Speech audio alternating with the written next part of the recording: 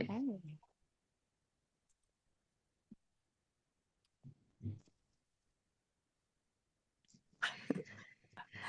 Okay, good morning.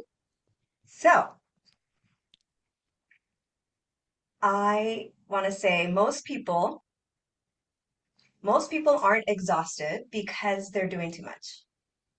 They're exhausted because they keep abandoning themselves, trying to be loved.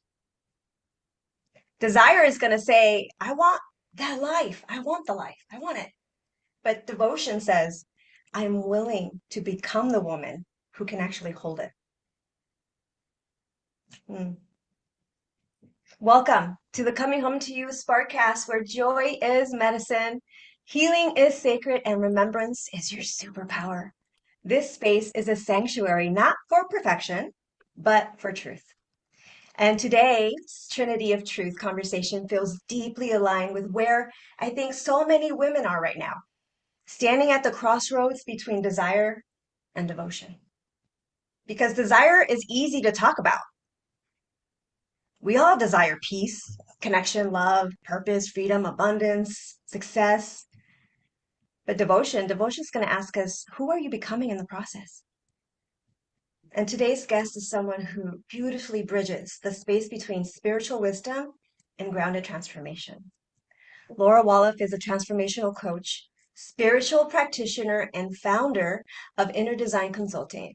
She helps people reconnect with their deepest truth, trust their inner wisdom, and become who they are designed to be.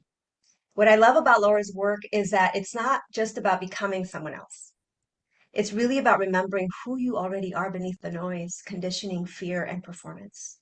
And honestly, that's why she's here. And that's what this entire season has been about for me. So, welcome, Soul Sis, to the Sparkcast. So grateful to have you.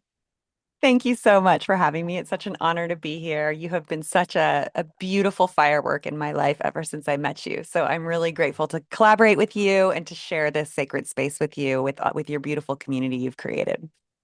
Yes, Yeah. when we had this conversation about desire and devote, when we were just having a conversation, I was just like, oh my God, she would be perfect for, the desire and devotion piece. And when you spoke about it, I was just like, oh my gosh, you definitely are perfect. So I'm grateful to have you, like I said, and we're just Yeah. going to begin. Yeah. So I want this conversation to feel real, right? And grounded and honest and expansive. So because so many people right now really feel the tension between the Mm, life they desire and the devotion that it actually takes to live in alignment with their truth. mm, Okay, so we're going to begin there. mhm. Laura, what do you think is the biggest difference between desiring a different life and actually becoming, through devotion, the version of yourself that's capable of actually creating it? It's such a good question. I think most people in the outer world tells us to just focus on changing our circumstances, but what actually needs to change is our identity. Our identity is our inner wiring, our capacity to hold the version of ourselves that we are actually wanting to become. That is met and built through devotion. So again, wanting a different life is easy, but transformation actually happens when we become the version of ourselves that's capable of sustaining what our true desires are. So, for instance, someone might want a healthy relationship, but they still believe they're unworthy. Mm. Someone might want success, but their nervous system still associates visibility and opportunities with danger. And so then the question is, well, the question isn't, I'm sorry, how do I get what I want? Like, I have this desire, how do I get what I want? The question is the deeper question, because I so believe that inner alignment is what creates outer transformation. That if we can work in the invisible realms within ourselves, that's where the magic happens. That's where we then get to co-create with source, with energy, with the presence, and start to actually create the lives that we want with an ease, with a flow, with a support instead of a pushing and a making happen and a wearing ourselves out and a burning out. So again, the deeper question then becomes, who do I need to become to naturally create and sustain what I desire? That's the real Mm. question. And again, that So, means you have to build the internal circuitry to hold the desired life that you want. And so some things that I'll speak about in relationship to that, like um, right now, your expression, your life expression is a perfect example of what your thoughts are, what your feelings are, and what your current capacity is, and what your actions are.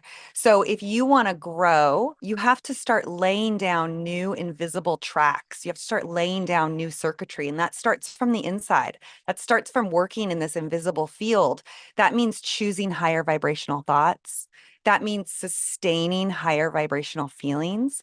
And that means taking inspired action from a place of alignment, from calling, from purpose. And all of that takes a level of devotion. But the great thing about this type of work is it becomes playful and beautiful and deep and rich and joyful. So the devotion becomes like dancing with the beloved. It becomes something really sacred and beautiful as you really dive into it. Oh my gosh, that was so beautiful. And I got chills with the last part that you talked about having it be joyful. Because I think a lot of people, I used to think healing trauma, especially, was hard and heavy, but it doesn't have to be that way. So I really love that you touched upon it being joyful and playful. You mentioned alignment a few times. How do you know when you're in alignment with something? Um, for me, I know when I'm in alignment because for me, alignment means that my nervous system, my body, my brain, the thoughts that I'm thinking, and my soul are all working in coherence.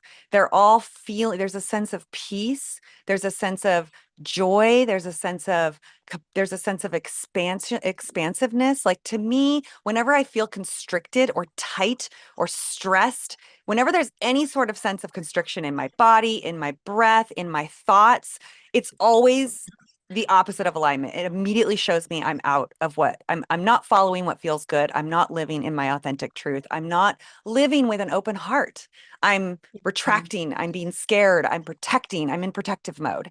And so I do it all the time. We all do it all the time. It's human nature. It's not like you're Mhm. not going to do it. This is an all day, every day for the rest of your life practice. It's not something that you just overcome and get super great at.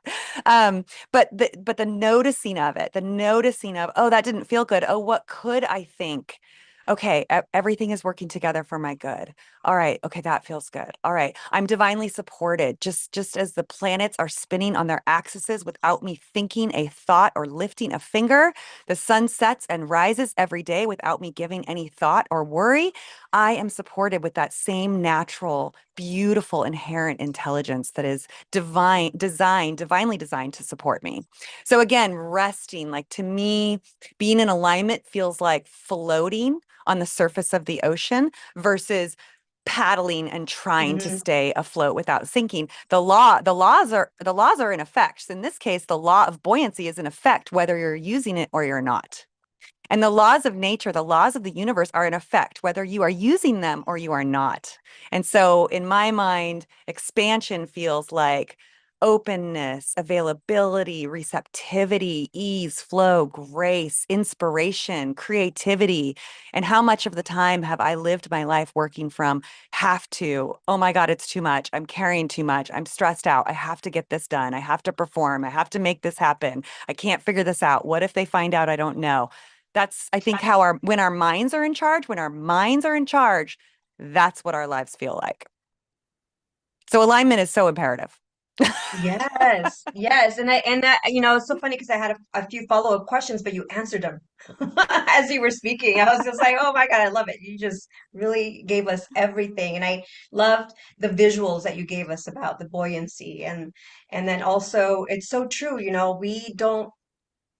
We're talking about mind, body, and soul, and you mentioned like the restriction, and so many times we ignore that part. Mhm.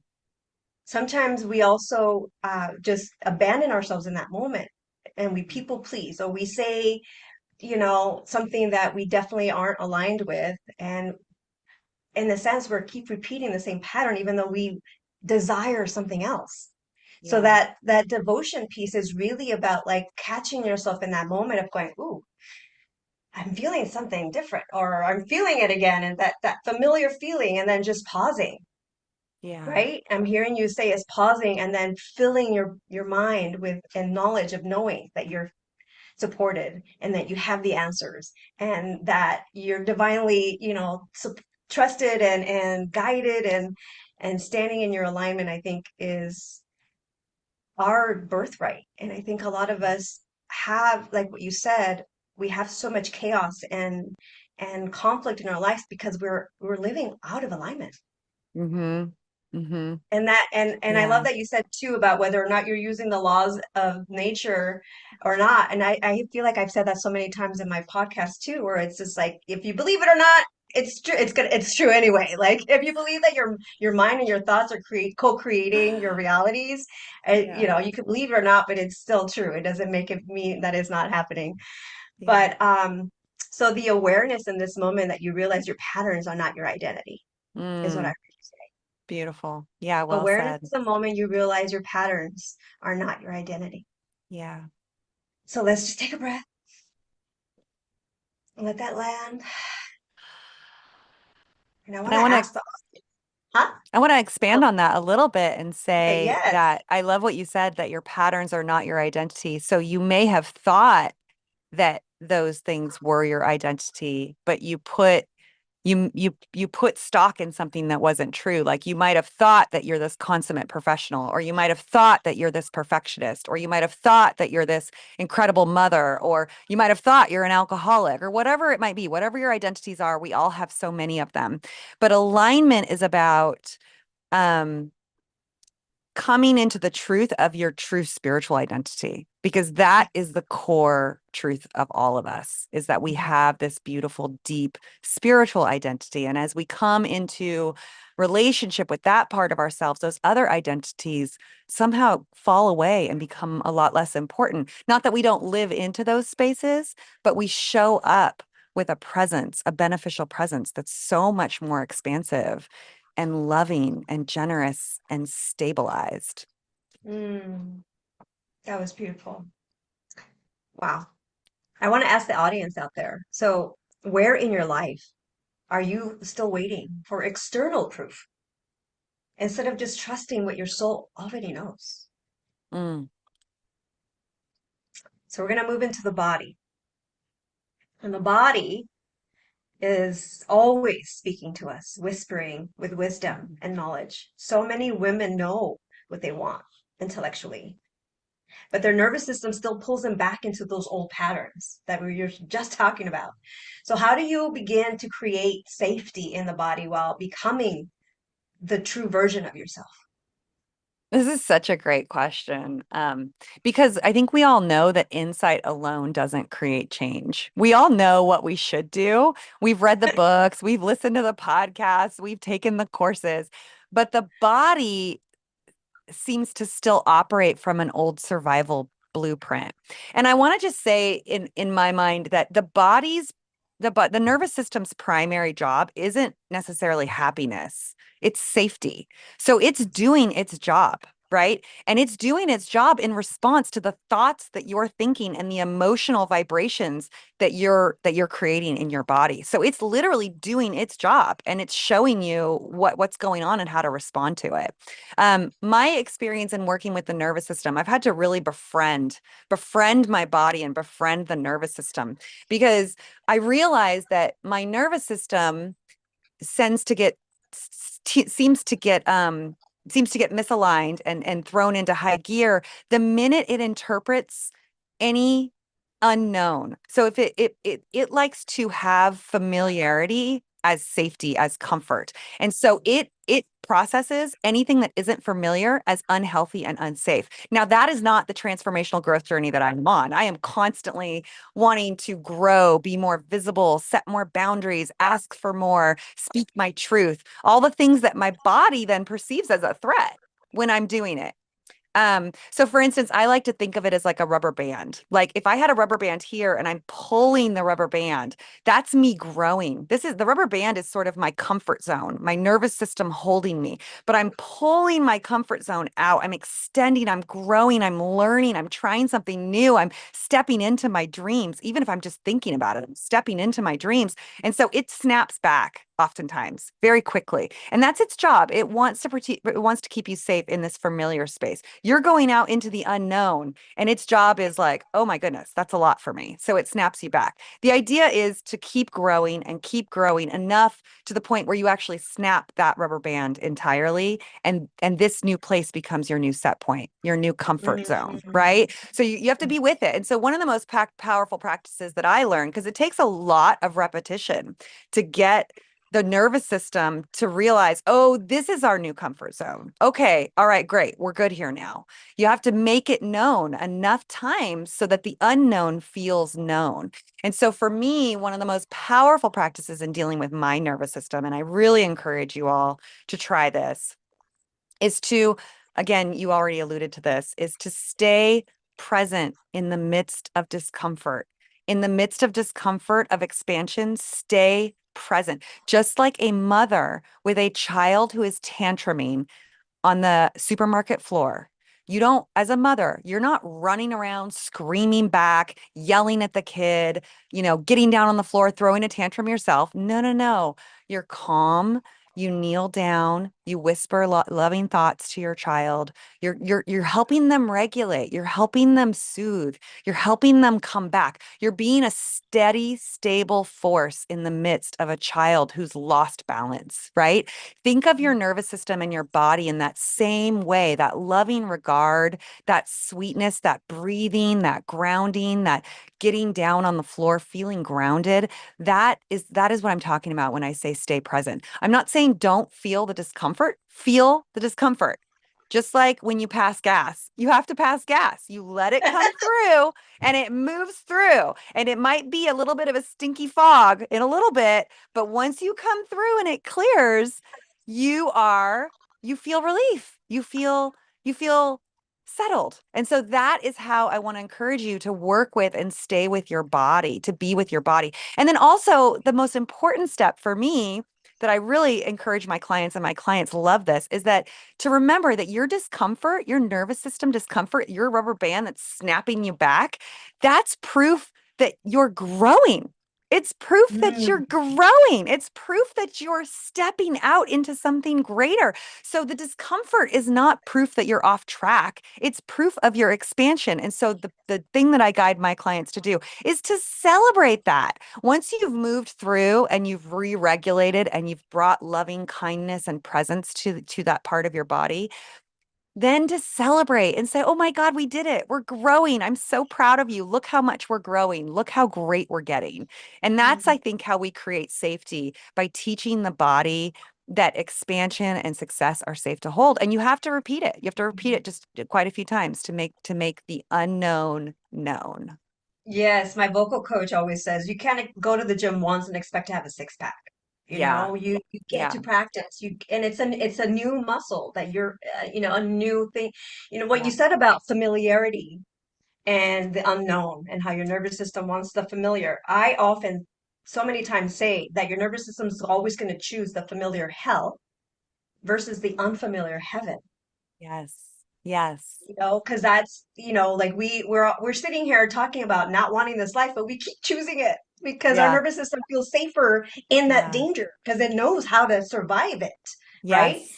So what is self-trust? Because I think for me, one of the first things that I noticed was that I started to have to learn to trust myself again because I was always Mm, outsourcing mm, validation, outsourcing mm-hmm. whether or not I was doing something good or this is right for me. And so I forgot how to really hear what was in alignment with myself. So what does self-trust actually feel like physically for you? Oh, well, I think again, self-trust feels like that expanded state. It's that expansive like space where you feel open and available and your heart is open. To me, that's what living in alignment and self-trust and then honoring your self-trust feels like. And that's what building self-trust feels like. It's coming into relationship with yourself at the deepest level. I mean, let's be real.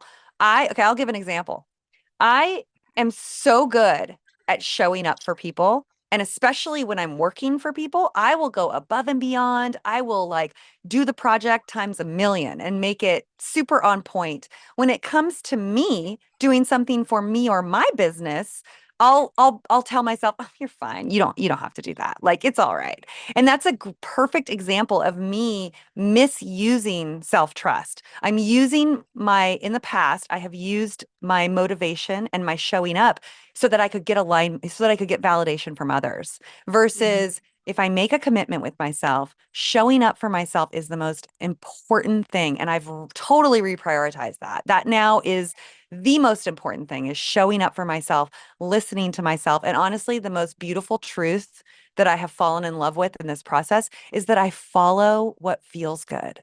I follow what my body is telling me, what my heart is telling me, what my like inner wisdom is telling me. I listen. I start listening, then I do what it tells me. If it says turn right, I turn right.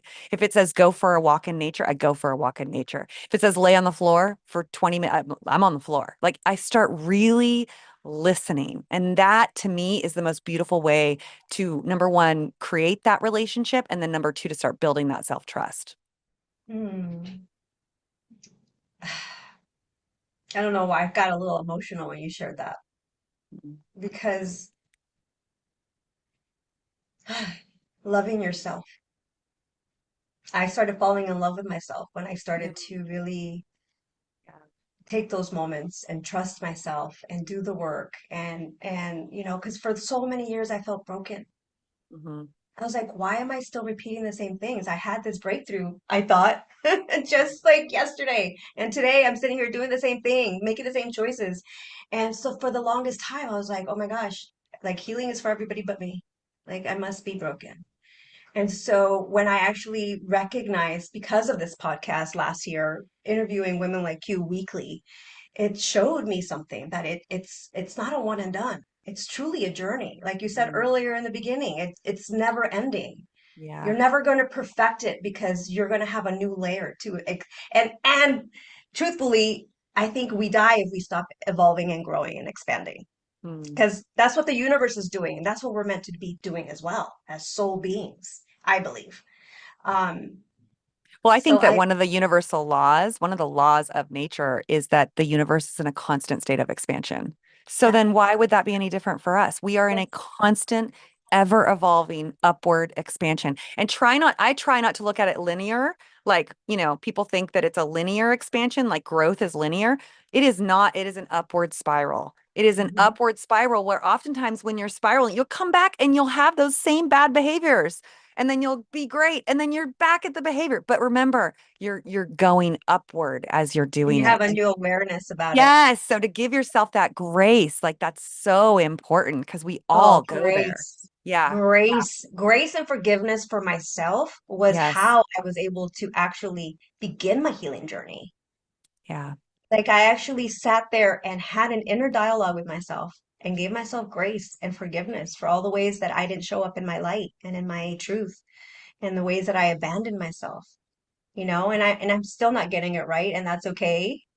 I get to just try again. And then I Mhm. think accountability and being responsible Mhm. also is powerful because Yeah. in that moment you take your power back in some way. Yeah. I love what Um, you said. I think like the entry point of grace and self-forgiveness, I think are two of the most powerful tools. Grace to me is making yourself available to the givingness of spirit. So number one, grace is only a willingness. All you have to do to get grace is be willing. All you have to do to get grace is say yes, which is delicious. That's why I named my daughter Grace. It's one of my favorite qualities.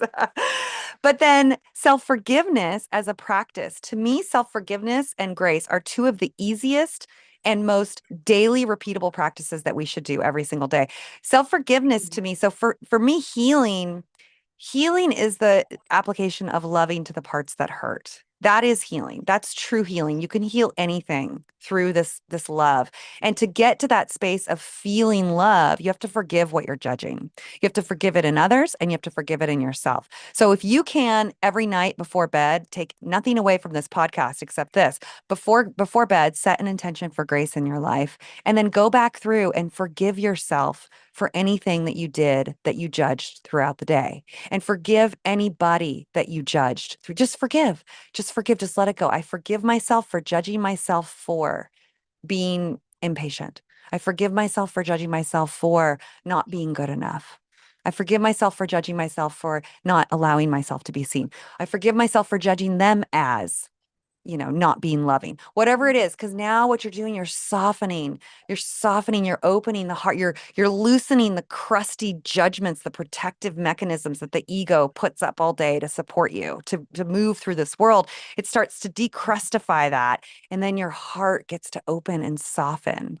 And so that, to me, the more you can open and soften your heart, the more you can pour self-love into yourself and just love yourself. So self-forgiveness and grace, two of the most powerful and so simple, so simple practices that you can do every day. I love that. I'm actually going to take that and run with it and do it every night. Because I do have a Yeah. morning and a night ritual where before I get out of bed or before I fall asleep even, I just sit there with my hands in in my womb or my heart, wherever it feels that sometimes I put it on my forehead, wherever it feels that it needs to go. And then I just give myself some self-love and Yes. affirmations and positive thinking and gratitude. Yes. Being in gratitude, the space of gratitude is so powerful in allowing that love to expand within you. Hmm. And in return it brings grace into the space as well. So I love that. Well I love said. Beautiful. so I'm going to say your body will always reveal the truth before your mind can even explain it, right? Because we talked about that body restricting. So I want to ask the reflective question for the audience right here. Have you ever noticed yourself shrinking even while saying that you want more?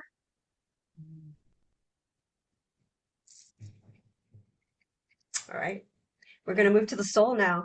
That Great was so question. good. Oh my gosh. So what does devotion actually look like at the soul level? I probably already answered this, but like maybe there's something more that's going to come up for you. Like how do you Mm. discern between desire, ego, intuition, or like the soul's truth? How do you discern that? Oh, that's good. That's a good question. Okay. So I would say, um, desire. Okay, so ego is like a wantingness. So desire I look at as the way that life and source speaks to us. I don't think our deepest desires are random. I think they're planted within us just the way an acorn contains the blueprint for a mighty oak tree. There is Mm, something in each of us, many things in each of us that are already encoded within us to become the full expression and manifestation of that in our lives. And that is not something, that deep desire is never something that society tells you. It is never something that your family tells you. It's never something that your partner tells you. So it's not an external want or conditioning. It is an internal inspiring pull. It's like a pull to be something. Like you probably knew it and expressed it even when you were very young, right? It starts when hmm you're very young and it's this thread all the way through. Um so in this so our soul desires activations that are already within us. And those invitations are to pull us forward to become like the next level of becoming, the next version of ourselves. It's wanting, desire wants to express through us, just like musical harmony wants to express through the instrument of a saxophone. Like it wants to come through it, right? It's about being the instrument for that melody, for that vibration to come through. You become the instrument. And many of the ways that that takes place is through devotion. So desire is the call and devotion is the response. So mm, desire says, "Hey, this is what it's about. This is what matters."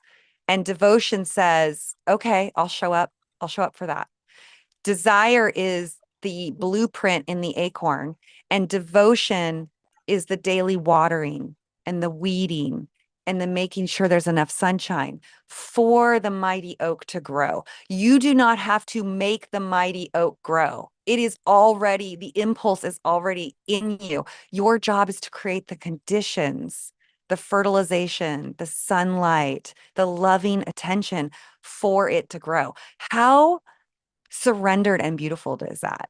It's Mm. just like there's so much magic in the seeds that are implanted in us. And to think that we're the ones that are supposed to be growing the seeds and making the seeds happen into tree. It's just like it's completely absurd. But it's how our culture has Yes, has turned devotion. We've turned devotion into striving, forcing, hustling, when hustling. devotion is about loving attention. It's about nurturing consistently. It's about showing up. So again, devotion is how we cooperate with what is emerging through us. And you just get to allow, you get to surrender, but you have to show up daily. And to Hmm. me, my devotion is shows up in practices. I commune with nature daily. I have to go on my nature walks. If I don't, it's a way that nature calms my nervous system down to the frequency and the vibration of my natural incarnation. Like nature is naturing at a level, and my body loves that. My body is like, yes, that's who we are. We're one and the same. So taking those nature walks is so important. Doing my daily meditations, so important because I want to listen. I want to listen to the silent, still voice within before life shouts at me. I want to show up listening. I want to be listening. And then I practice prayer, affirmative prayer, which is really about affirmations. It's about not just saying affirmations, but knowing with a convicted feeling, a spiritual authority that my words and my goodness is in escrow and that all things are coming to me in this moment, right here, right now, and just allowing it and living in the it is done consciousness. So that's what affirmative prayer for me is. It's affirmations, it's the knowing that it's already happening, and then it's living in the it's done. It's already done. I don't have to do anything else. I just get to now allow. So those are my practices that I love. I mean, on top of contemplation, I mean, I could name a few of others that are my go-to, but those are my daily practices. I love that. Yes, nature is so important. And I love what you talked about affirmations. And what came up for me was I think affirmations get a bad rap because people do them a couple times and then expect it to Yeah. create miracles in their life. And your nervous system or that like that mind, right? Your monkey mind that's always challenging you because it's Yeah. in the pattern, it's not doesn't believe it. Totally. I am Yes. worthy. I am lovable. I am enough. Oh. Like it's like, yeah, right. Yeah, right. But I love that you talked about it being a devotion because it does. It's when you put it in escrow, Yeah. it gives you a return. You get equity back. Yeah.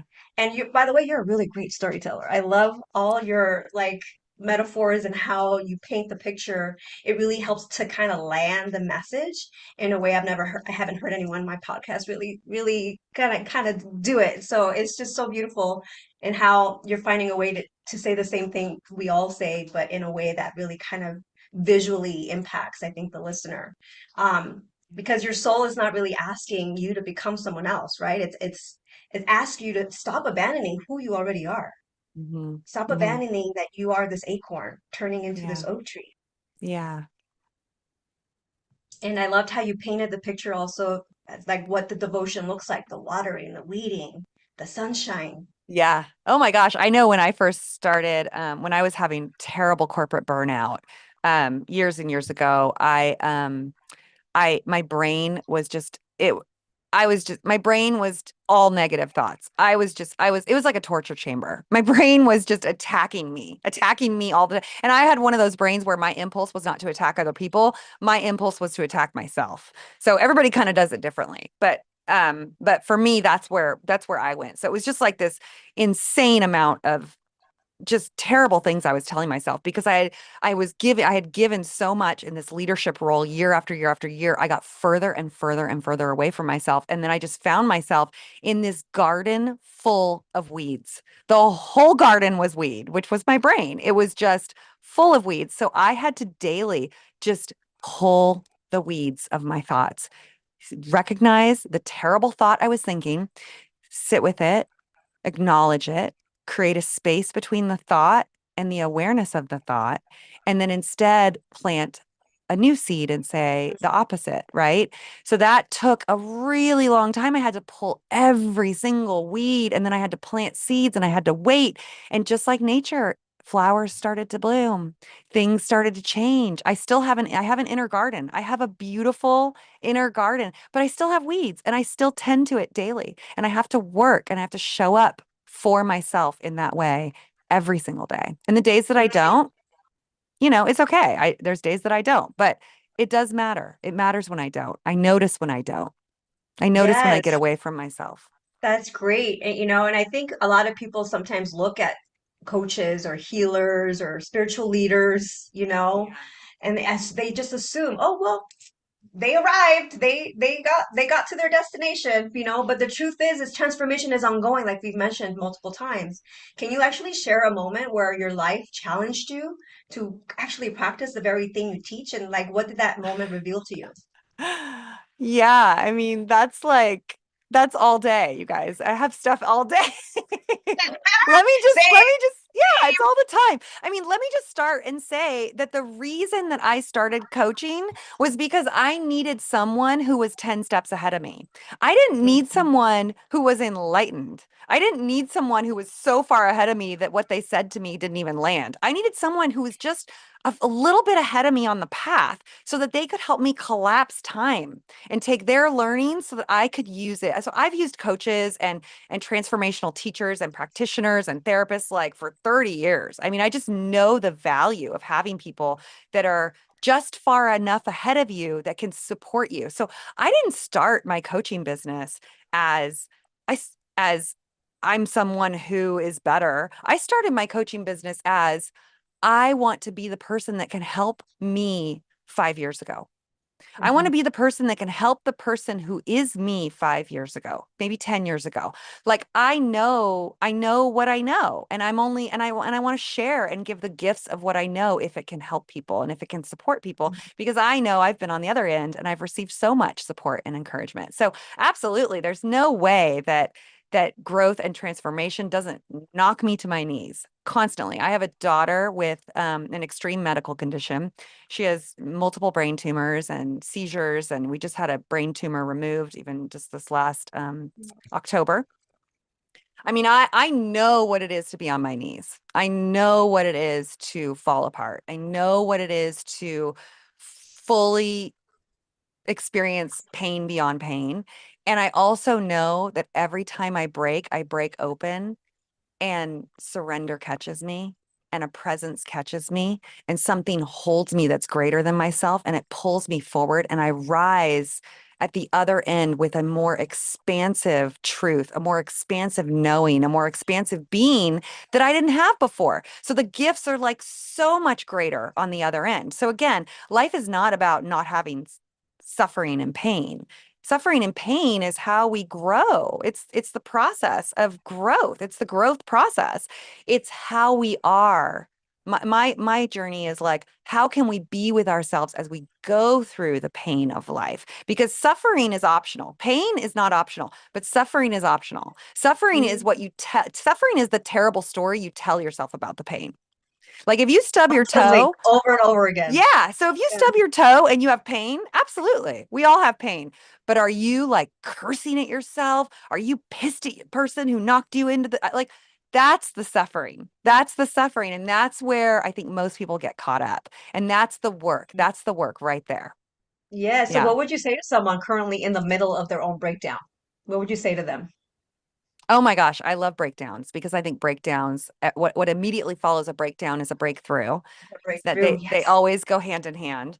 So, but when somebody's in a breakdown, they don't care about a breakthrough because that's not where they are. So, somebody who's in the middle of a breakdown, my job is to honor them, to bear witness to them, to show up with loving presence and support, and to affirm them, and then to offer plant different seeds to shift and broaden their perspective.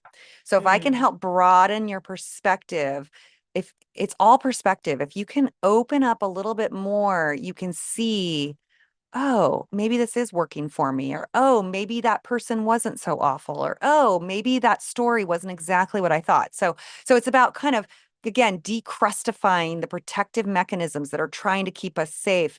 It's just to soften and to open through perspective checking. And I mean, there's many different practices that I use, but that's in generally one. And I believe in the power of healing presence. People heal just by being witnessed. Every story needs to be told. Stories have meaning and purpose and power. And even if it's a horrific story, telling the story and having someone truly witness and hear your story and meet you right where you are in the depths of where you are without trying to change you, without trying to talk you out of it, just being heart to heart in that space, that is healing. That's healing. There's healing that happens there. It's magic. Yeah, and it brings me to the point of the importance of community and surrounding yourself with the people Mm, who are going to witness you and yeah. hold space for you and call you forward and not be enrolled in your smallness, you know? And so what I heard was that the breakdown is oftentimes the doorway back to our truth. Absolutely. It's the portal. It's the portal. And it's the space from the known. The doorway into the unknown is where the breakthrough happens. And if we can be willing, even in the breakthrough, if you can still find a way to be willing and say, yes, okay, I'm hurting, it's anguish, it's pain, I'm grieving. Okay, but yes, yes, I'm ready. I'm ready to grow. I'm ready to become the next best version of me. I'm ready to walk through into the unknown. I'm ready. Like if you can still be willing in that space, that really in my experience assists with transformation. It's like the midwife of transformation. I love that you said midwife because that's literally what I just called myself, midwife of transformation. I must have downloaded that from you. You must just this weekend. I was like, a midwife of transformation. Yeah. Yeah. Gonna say. Because what I Um, love about that metaphor is that a midwife, so like a woman, a mother who's in pain, the contractions and the pain and the upset of labor, it's unbearable. It's unbearable if you've been through it. It's really painful. But the beautiful thing about a midwife is she's gone through it so many times. She holds steadfast in the miracle that will meet at the other end. She stands mm, in the knowing of the transformation, of the beauty, of the miracle that's being born through the pain, right? mm, Nature is mm. such a beauty. All you have to do is look at nature for the examples of everything that we go through. It's so beautiful. But that's, again, I love that you called yourself a midwife of transformation. It's beautiful. That's amazing. Yeah. Oh my gosh. Okay, so if someone out there is listening today feels really still disconnected from themselves, what Mm. is the one devotion practice or truth that you want her to invite them in to begin today? Oh my gosh, there's so many. This is hard to choose one because I have so many different practices, but I'm gonna build on what I said earlier, which is follow what feels good. If you're stuck in things in everything not feeling good, check in, listen, find one thing that feels good. It could be like I'm going to take myself for ice cream or I'm going to go sit in the sunshine. Just do that one kind loving thing for yourself. It might be journaling, might be calling a friend. Just show up for yourself. Maybe and then if you want to take it a step further, this is maybe you have the vibrational capacity to get here, maybe you don't. But if you can spend 5 minutes, 10 minutes a day living into the imagination of the woman you're becoming, the person that the man that you're becoming, like feel it. Feel that person, be that person. Use your imagination just like people do when they make movies. Like you sit for 2.5 hours and watch people's imaginations on movies, like every night, whether you're watching movies or, sitcoms. Like we sit there and we watch other people's imaginations, but we don't spend any time creating our own vision of who we want to become. So spend 30 minutes, the time of an episode, spend 30 minutes and just envision your life the way that you want it. Like see everything, feel it, taste it, be it, like be that person, right? And then at the end, say, it's already done. I already am her. I already am her. It's all happening right now. I claim it. I am it. I am her. Just be her and sink into how delicious that feels. If you did that 5 minutes a day, 10 minutes a day, 30 minutes a day, your life will change. Your life will change. Mic drop. Yeah. And it's that simple. I think we overcomplicate things. We make things harder than they have to be, Yeah. and we make everything mean something about us. Yeah. Yeah, it's so true. We Yeah, overcomplicate it I completely. love that. No, it seems so simple, but it does definitely compound on itself when you sit there. And what it sounded like to me was self-care. Yeah. Self-care is self-love, Well, and it's you know? using the universal laws, which is the power of co-creation. I mean, we're Mm, co-creating what, like you said, whether we're aware of it or not, every negative thought that you think, you just co-created and conspired with the universe to create an outcome. You just did it. That was you creating. I mean, I like to say that every thought, every creation is created twice. So, like for instance, a table. A table is first an idea and then it becomes a thing.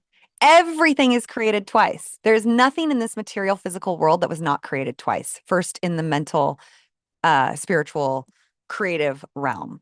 So you're co-creating and creating all the time. Start to harness and use those powers of co-creation for something positive. That's why I spend 5 or 10 minutes a day just visioning your grandest, most amazing life and be it, like know it with spiritual authority, with total conviction, feel it and claim it. yes. So desire imagines the life, and the Yeah. devotion is going to build it. Yeah. Beautiful. Yeah, Well said. I love that. Yeah. That's So beautiful. what is the ripple effect that one person can create by choosing their truth? Oh, the ripple effect. Well, it's endless. I mean, it's endless. We're all spinning energy. At the base of our cells, we're spinning energy. All around us are protons and spinning energy waiting our command. So the minute we come into vibrational alignment or, desire and move to do something and move to create something, not only are our cells moving and reorganizing themselves in alignment with the vibration that we're now living into, but the protons and the energy around us is now conspiring and moving with us. I mean, it's science now. That's the cool thing. Is like Yeah, quantum it's so physics cool. is actually Yeah, catching up with us. So the ripple yeah. effects are endless. I mean, the ripple effects of us living our true selves and us doing the best. And sometimes some days it's doing the best that we can. Some days all you can do is do the best that you can.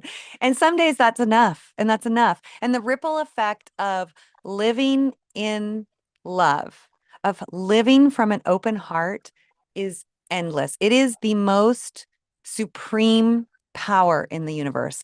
Unconditional love is what turned Gandhi to overcome the British Empire. That is a supreme power. Oh my God. Supreme power. He was so spiritually convicted in his authority that every man deserved dignity and respect with such a fierce intentionality and with such an open, softened heart and he kept giving the British Empire the mirror of that. And as they looked in the mirror, they saw how crazy their power and how crazy their force and how crazy their violence was, and they started to peel back. So that's what happens in your life when you live the ripple effect of living in your life with an open heart, with kindness, not from protection and not from defensiveness. When you And not live from with push or hustle either, right? yeah, when you live with an open heart, people come into the mirror of you and they see themselves and they go, "Oh, I'm sorry I said that in a mean way. Will you forgive me?" Or, "Oh, I'm sorry I didn't follow through on that." It's like you don't even have to do anything. It's like people start to see themselves in the mirror of your love. It's Mm, fascinating. It's fascinating. It's such a that's powerful place to beautiful. live. Yes, what came up for me is that I always say that our children gonna model you. They're not gonna do what you tell them to do. They're gonna model what you do. And Yeah. so, like, this is what I heard when what you shared about Gandhi was like the modeling of what like true love Mhm. looks like. And it's so powerful. And I think you're right. I noticed sometimes just showing up in my love and and he listening, like you talked about listening Mhm. and being in the stillness, like people have just by me showing up and saying, just talking back. Oftentimes people are like, I never even thought of it that way. Or it lands at something like later on, they're like, oh my gosh, like I didn't realize I actually had a breakthrough just because you show up in your truth. Absolutely. You are Oh, that. You are that. You are the spark that lights people's flames internally. wow. And each of us has that capacity. When you speak your truth, it becomes a spark and a permission slip for others to do the same. So, Mm, I mean, honestly, that's the greatest ripple. Speak your truth, speak from love, speak from presence, speak from kindness, stand in your authority of just loving goodness and speak from that place and move from that place and it creates a ripple. It's beautiful. mm. Yeah. Wow, Laura, this was such a beautiful conversation, and Yeah. you are definitely my solstice because everything you said, I feel like I have been saying to myself and in this podcast for a while. So like perfect, Yeah. perfect, perfect. And I think what landed the most for me was that healing isn't about perfection, Yeah. right? It's really about remembering, choosing again, having grace, and then Yeah. trusting yourself enough to just stay connected to your truth. Hmm. So please let everyone know where they can find or connect you with you and learn more about your work. Yeah. So, I would say one takeaway from this, from if you're kind of like feeling inspired and want to actually do something, come join me. I do nervous system resets every week on Wednesday at noon Pacific Standard Time. You can go to my website at laurawallof.com, WALLOF, as in fabulous, laurawallof.com.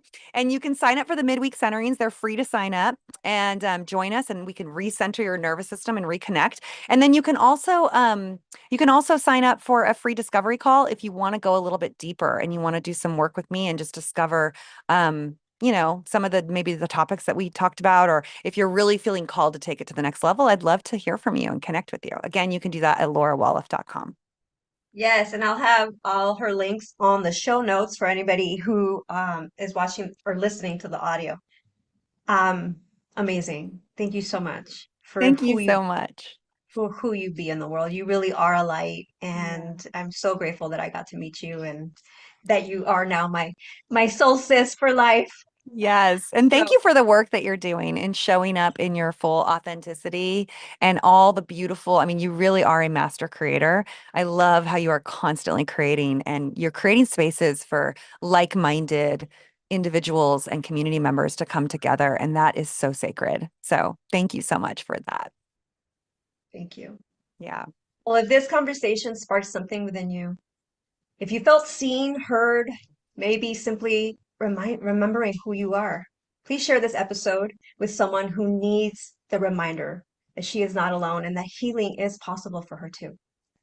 So keep rising, sisters, keep shining, and please keep coming home Yeah. because you matter. You are enough exactly as you are. And coming home to you is not a destination, it is a journey and a devotion. So I am your solstice, Margarita Rose, here with the Coming Home to You Sparkcast.